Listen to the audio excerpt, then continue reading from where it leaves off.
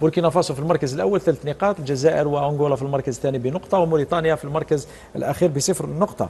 شيخ، أنا متفائل وأقول يجب التأهل في المركز الأول حتى نكون مرتاحين وحتى نبقى في هذا الفندق ونبقى قريبين من ملعب التدريبات ونبقى في مدينة بواكي التي سنتعود عليها، أن تبقى 10 أيام أو 15 يوم تتعود على المدينة، أفضل من أنك تتأهل ثاني أو ثالث وتحزم الحقائب وتولي سفر آخر وإرهاق ومشاكل وما تعرفش. هذه سوي داكور معك. نعم.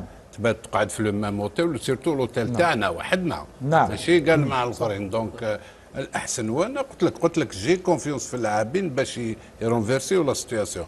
لعبت كثيرا في افريقيا بن شيخ، كيف يمكن مواجهه بوركينا فاسو في درجه حراره عاليه للساعه الثانيه هناك؟ والله شوف محمد، الفوتبول هذايا علاش الفوتبول يقول لك سي دولار فن، والفن هذايا لازم له الفنان